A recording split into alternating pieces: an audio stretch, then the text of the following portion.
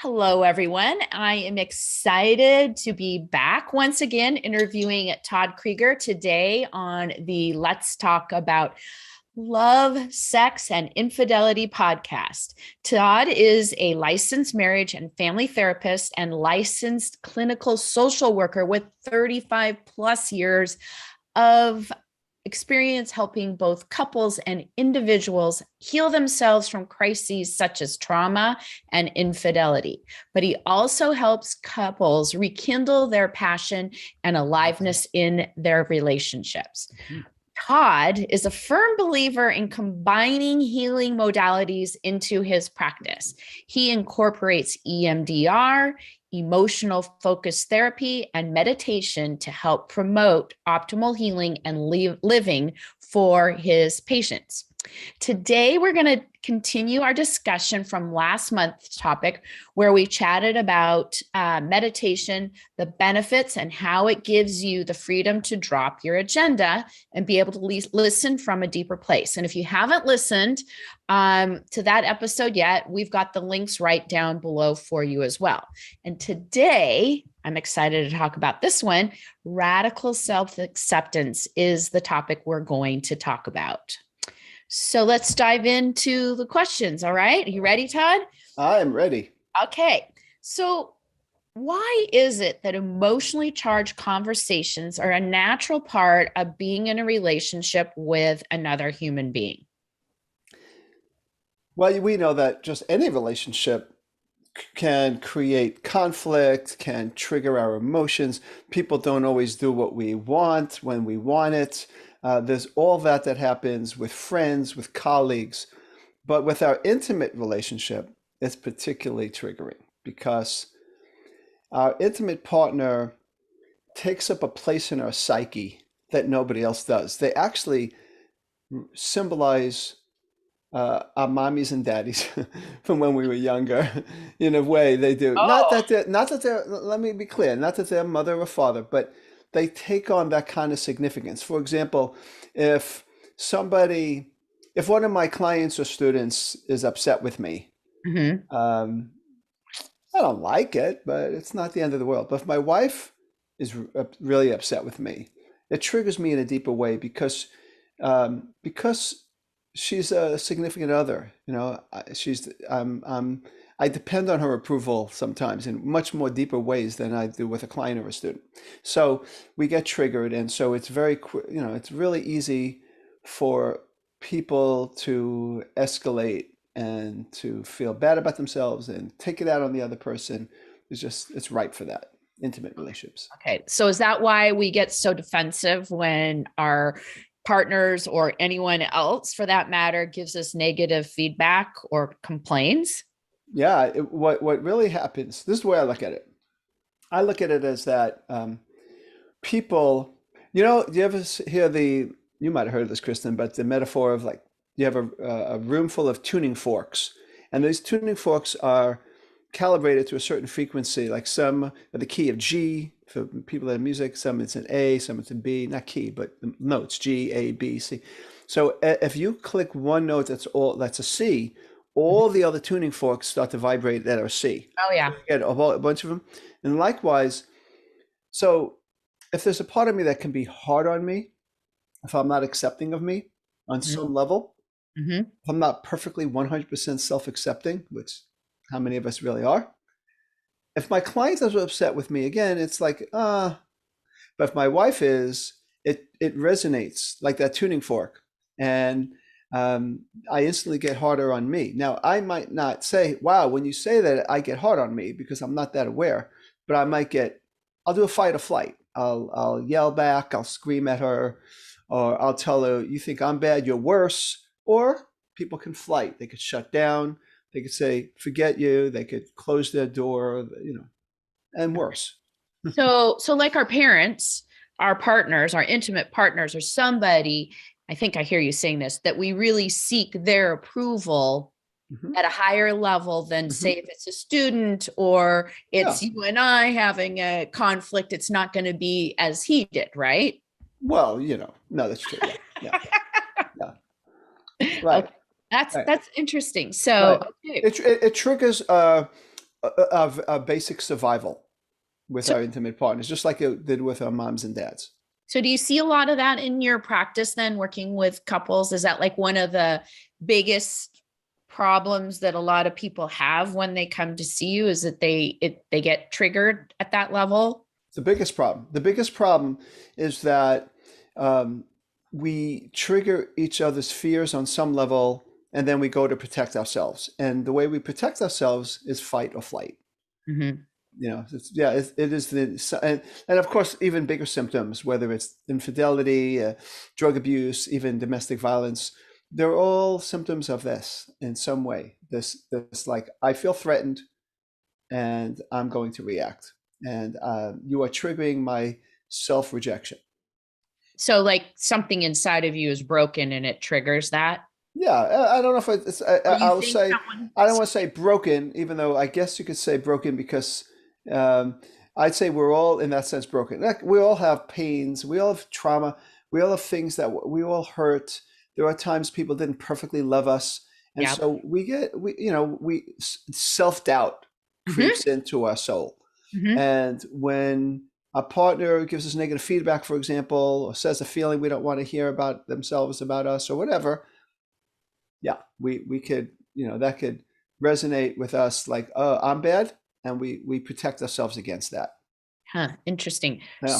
So I have another question on like, so you're dating someone, does that Uh-huh. person have that same amount of trigger that an intimate partner? I mean, or does it depend on how long you've been with that person? Kind of how long, I'm curious, because how long does it take for that to, that person to kind of get into that same realm as your parental parent? I think that's a good question. I would say that um, someone you it's the whatever the meaning is we put on the other person, right? Yeah. So if a person, let's say a person went through a tough divorce and they were hurt by it, and now they start dating again and they have self-doubt, that they are going to give more power to that person that they're dating than their friend or their boss. So if my boss has a hard time with me, maybe that's not so great, but it's not so bad. But if my date rejects me, I've already been rejected by my ex-husband or wife or whatever, Mm-hmm. and then you reject me, it's it's more it's too much for me. I have a client right now. I'm dealing with it today, Uh-huh. where she she divorced and was very hurt by, she felt very abandoned by her husband, and she's had abandonment issues with other people in her life, Mm-hmm. in a variety of ways, parents and everything. And now, years later, she's starting to date. She has this one man she really likes, and she is full with anxiety. If they see each other on a Sunday and she doesn't text he doesn't text her on a Monday or Tuesday, she's freaked out. Mm-hmm. Now that wouldn't be the same with a girlfriend.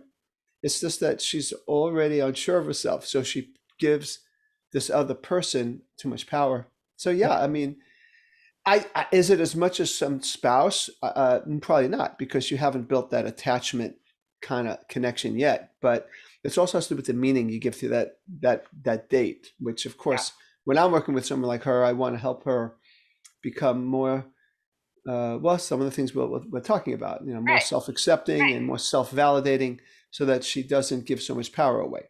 Yeah. And that's probably one of the wonderful things about being in a relationship with someone. It allows you, at least with the work of someone like you, Yeah. to go in and change or heal that part of you that Yes. feels that Yes. way. I mean, I'm sure that Yes.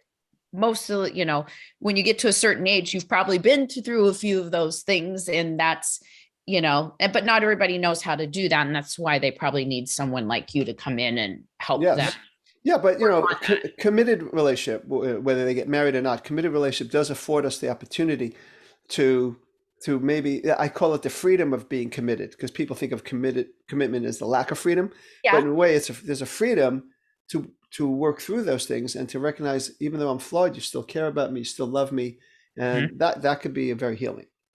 Yeah. Awesome. Okay, great. So we're kind of talking about this whole topic here of radical self-acceptance. And then the next set of questions, we're going to really dive into how does, meditation and all of that, help you with your own work on radical self-acceptance. But in the meantime, I really want to take a moment here and share with the audience your newest meditation for couples program that we're Yes, yes, yes, launching. We're yes. launching.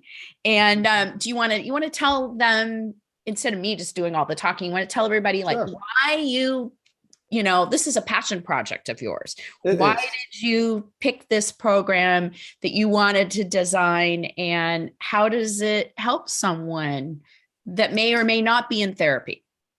Well, I've been meditating for many years, probably very solidly for about 3 years. Mm-hmm. But even before that, but I'm really committed the last 3 years.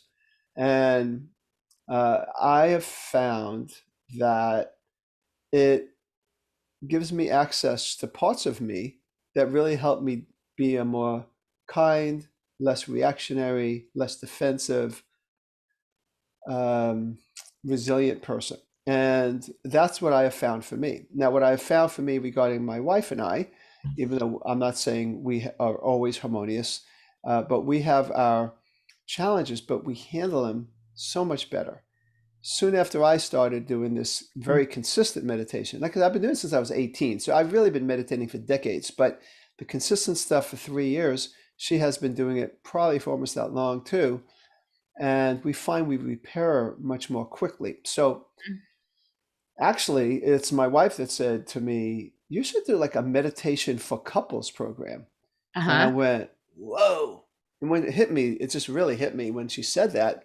And so I started putting together this program. And this program is, look, what we're talking about in terms of, let's say, accessing what I call radical self-acceptance, the Right. subject of today. Yep. Well, that's nice to say, but how do we do it, right? Well, meditation is one of the most powerful tools to do it because it's helping you access parts of you that are already there Yep. that are just covered up by all the other stuff. And so what I've done is, for example, every month I have a theme, Mm-hmm. right? Yep. One month was on deep listening and dropping your agenda. This month is on, we're talking about is on reducing defensiveness and radical self-acceptance. Another one is eventually going to be, I don't have all the order in my head, but on romance, even libido, even how to open your heart to love. And every month is a theme. And these themes are about, that's what we work on that month. Right. And the first day of the month, you get me in video Mhm. explaining the theme, giving a little samples of meditations that we do, explaining the whole idea of it and how important it is, and explaining the process. And then on the first of the month, also you get the auditory meditation number one, Mhm. and then in the second 15th of the month you get number two. So you get two different meditations. In addition to that, you get a practice guide every month where you get to see the meditation as it is, so that there are some days you want to hear my voice, and there's some days you might want to practice without my voice. So you could listen, you look at it, get a sense of it, and then meditate on your own. There's also a medit. Now, in this program, it's devised so that whether one of the couple or both do it, it'll still help. Yep. One I person does it, it will help. It's contagious. And so it's set up for one, but then it's also set up for two. And that I also do, in every meditation, there's going to be accessing this part of you, but also incorporating your partner in it as you do it on your own. But in the practice guide, there's also a couples Oh, that's meditation cool. that you do together. And you do this meditation together if the partner is willing to. And then the last thing on that practice guide is how to take what you learn in these meditations out to non-meditative parts of your life, which is 90% of it, Yep. um, or more. And so, what do you do? How do you access that in everyday life? So Yep. I'm excited. I think people will do this class and this course, training, whatever you want to call it, program, and they will start to develop the muscle. It's not immediate. You got to practice it. You got to keep doing it. But they develop this muscle, and they suddenly go, wow. look how I handled that. Or wow, I'm not as rattled by this or that. So it's a program that accesses your best self. Well, I think it lets you, also being a meditator and meditating with my husband, just like you and Sherry do, it allows you to filter things in a different way because you're less reactionary to what's going on around you. Like things just don't, I feel, touch you, like your partner. My husband said something last night that was super irritating, and I know he did it because he was mad about something. There's nothing I did, but I just like sat there in bed and went, okay, fine. It didn't bother me. I mean, I Right. think that's then, and that's one of the benefits of meditating and being able to filter things when you're in a relationship with someone else. You just things the little things don't bother you as much. And neither do the bigger things. You can look at, like you said, repair things easier, faster, because maybe you don't have to waste all that time getting upset over things, or maybe the Yeah. upsetness isn't as big. I don't know. Well, look, Find that? I look at the metaphor like in the ocean, that many of us live on the surface of the ocean and we're getting bobbed up and down by the waves. But Yeah. what if in meditation you find that that's a part of you, but you're also the depth, the Yeah. calmness. That is what we're looking at here.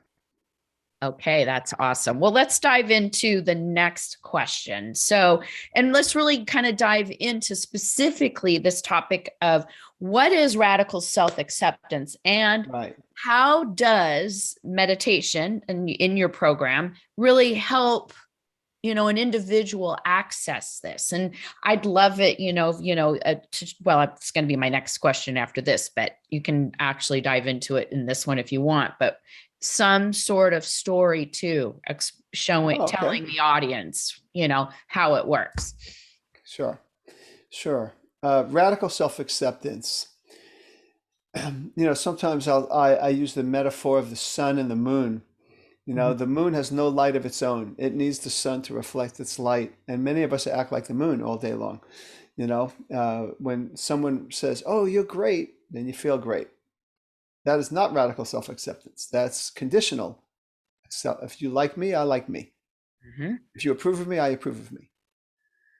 Radical self-acceptance is I approve of me.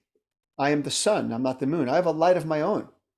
Mhm. Now, if you disapprove of me, I approve of me.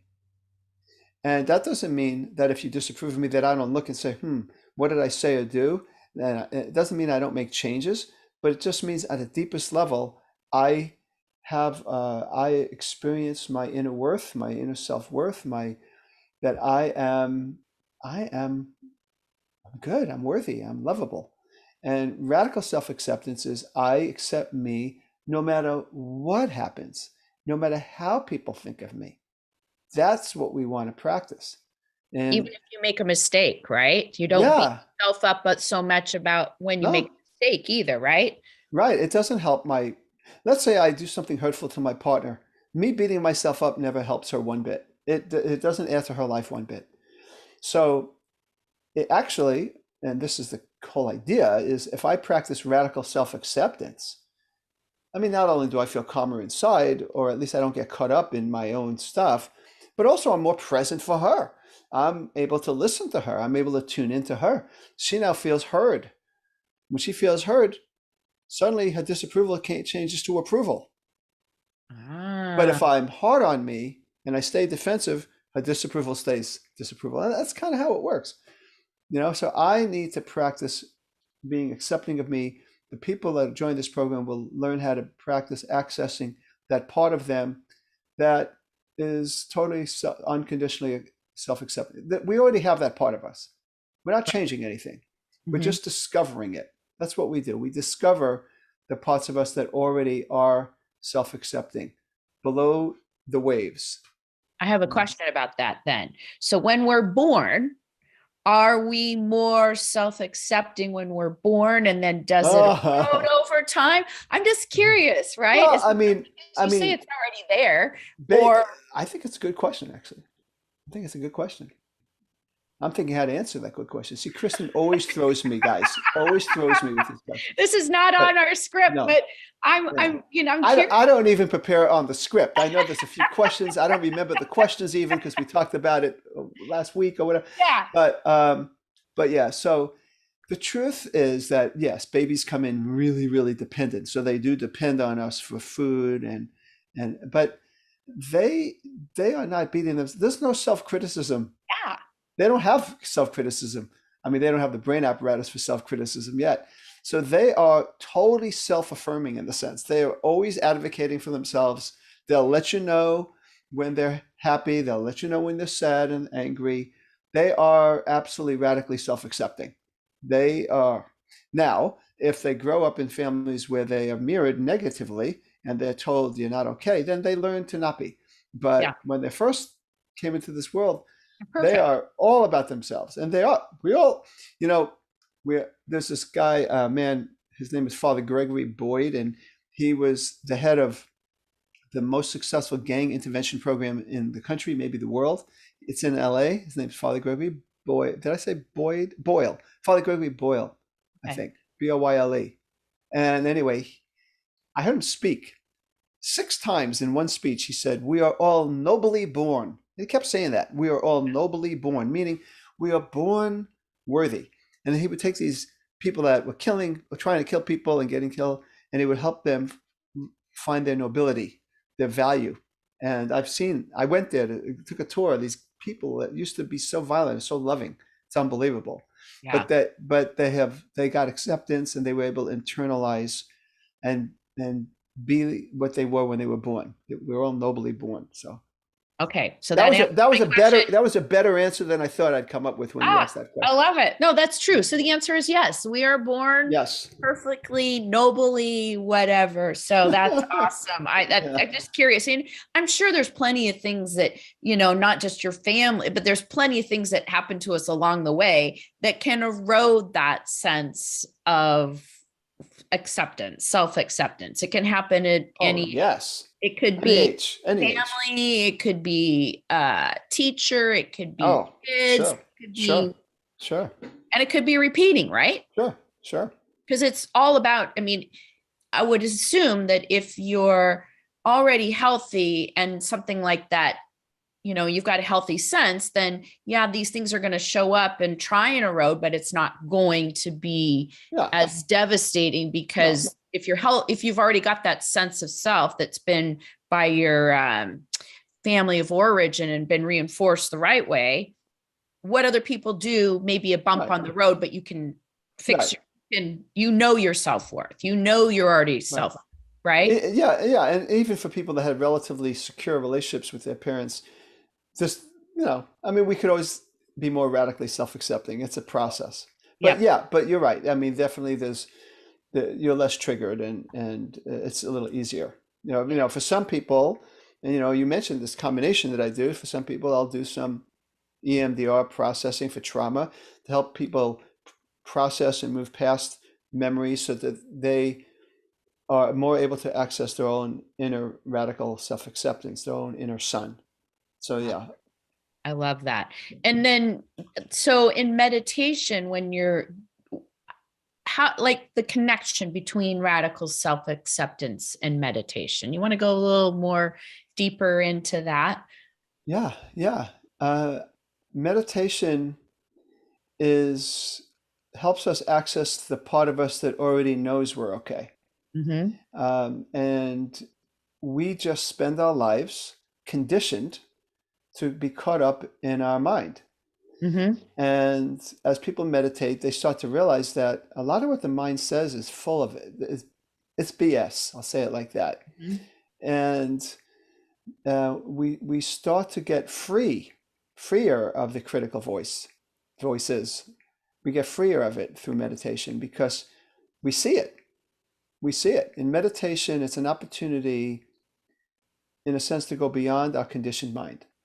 Mm-hmm. And so we start to just experience even glimpses of, wow, I feel unconditionally accepting. There's actually even when we have feelings, we notice even if we're have feelings of self-doubt, we go, okay, those are just feelings. But there's sort of like a separation that Yeah. happens. And in that separation, we have we start to feel better, even though we're not trying to feel better, because we naturally really are worthy. We really Right. are we are nobly born. So the meditation helps us get to a deeper place where the truth comes up. Okay. So you're saying when you say separation, separation from that critical voice, right? Being Separation from the critical voice, separation from the thoughts, Yep. separation even from the feelings. Not that you're not feeling, but there's some space. It creates a space which you go, that is not me. Yeah. That's just the way I've been domesticated or trained. It's not me. And meditation helps us go to that deeper place. And in that depth is where we discover radical self-acceptance. Love that. Love that. So you want to share a story of, it could be your own story, it could be somebody you've worked with that, where they did meditate and how did it affect Yes. their own Well, personal relationship with their significant other or whatever you choose to share. yeah. I mean, I could always share personal, but I'm not. I'm going to share. So I have a couple that I've worked with relatively recently, and they came in just as they're ready to divorce. They just were, we just don't get along. We fight all the time. We're incompatible. We're just too different. That's what they said. But the real issue was they weren't tuning into each other. As I say all the time, that what couples need more than anything is I need to experience that you know me, that you see me, and that you get me. Mhm. That's what we need. And suddenly this thing about incompatibility disappears. It's like I just need to know that you know me. So this is a couple where they both had their fears. One had a fear of abandonment, so it would get really triggered. The other had a fear of not being enough, and they got triggered. And every time the person who had a fear of abandonment felt like you didn't think of me, criticized the man who had this fear of not being good enough. Well, he was critical back because he was defending himself from not being good enough, which made her feel more abandoned. And this is spiral upward, right? So we did we start to practice some communication exercises, but it was truly when we started to teach them meditation Mhm. and help them begin to practice slowing down and tuning in to that part of them that is deep. It's just this depth, I mean, obviously, there's something that people got to do it to experience it. But Right. once they experienced even doing it for 10, 15 minutes here and there, they do it every day now. I can tell you Wow. that. Do it every Wow. day. Well, it's very motivating when you see the results.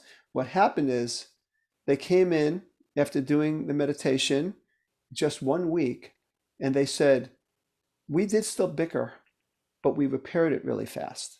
We got it. We started to see this is what we do. And doing meditation, they had experienced, both of them had experienced another part of themselves that wasn't their reactive part. They're like, wow, there's this reactive part, but there's this other part.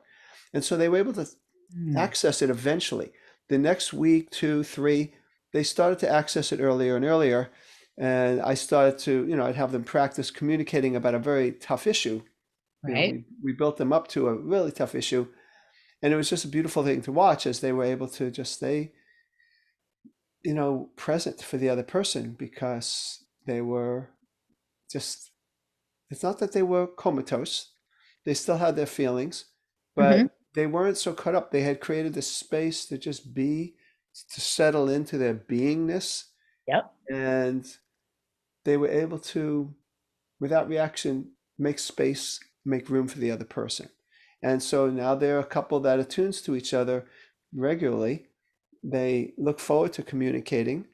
They're not coming to these communications protective and defensive anymore because they experience their radical self-acceptance and tuning into each other. That's awesome. That's awesome. Yeah. Okay, so I've got another question that's not on the script. Oh my God. But Todd, you do a lot of work with couples that need help healing from infidelity. So my question really is back to this whole thing of when people can access radical self acceptance, does that help heal people from who are dealing with infidelity faster, easier, better? And wouldn't meditation, if that's true, help? I could tell you another story. Not that one. But, in a nutshell, with this one couple, yeah, there was that infidelity, and in this particular case, men and women both cheat, but this Right. time it was him, and as he meditated, we did a few other things, but I'm telling you, the meditation was a big part of what we did, and the meditation helped him see his own self-critical part of him Yeah. and how much he was constantly seeking validation. He was rejected by his mom, that kind of thing. And so he also recognized how he was, through the meditation, he realized, because when you're meditating, sometimes you also got clear, like stuff comes up, you go, oh my God, am I afraid of that? And you don't get wallow in the fear, but you notice it, and Right. then you come back to it later. But he was able to recognize how much he just expected. He was always bracing for his wife to reject him, like his mom. So in his case, the meditation helped him find that quiet place. He learned how to self-soothe. Uh-huh. And as he learned how to self-soothe, he wasn't so threatened by his wife, and his urge to cheat went away. It was that quick. Wow. Wow. And she also, because like that's all we need to do. She actually didn't meditate until, wow, look what he's doing for him. And so then Yep. she started to meditate too, and she found that her own pain of feeling insignificant, and the affair symbolized that. But she was able to, get deeper than that and clear and recognize that she is worthy and significant. And so, yeah, it sped up her processing of the trauma of discovery of the affair. Oh, I can imagine. I can only imagine. So that's really powerful right there, because there's so many applications for meditation in a relationship. Not even, it's great if you've got a good relationship. Everybody bickers, so it's great to have Oh, something in your toolbox that can help yeah. with that. But then for more deeper traumas that happen, such as infidelity and other things in relationships, Yeah. meditation is a real good supplement or to Well, your work, right? I mean, it's a way it to is. help speed it up. I used to call it a supplement. I would say that It's a it, necessity. yeah, well, anything that we do that helps us go beyond our conditioned patterns is not just a supplement. And I find that meditation is one of those things. Awesome. Awesome. Well, I want to just thank you, Todd, because it was a really awesome conversation today. And I want to remind the listeners here that you can learn more about Todd's Meditation for Couples program. And inside month number 2 of the program, there's going to be a whole section on radical self-acceptance. And it's a great program because it kind of just builds the subjects each month, build upon each other so that you have this amazing toolbox that you can go to at any time, Anytime, yeah, right? right? And go back to it as long as you're in the program so that you can, silence that inner critic finally. And next time a difficult conversation takes place with a partner or anybody else for that matter, what to do. You won't have that same effect. So if you're really looking for something like that, definitely check out Todd's program. We've got the links down below for you. And for a very short time right now, we don't know how long we're going to run this for, but we have a very low introductory price. So go check it out while you can. And we're going to be back next month with another conversation about meditation and relationships. So be sure to, look for that. And that was really awesome. Thank you so much, Todd. Thank you. All right. All right. I can stop oh, you have to stop the recording. Oh, that's right. I'm the guy.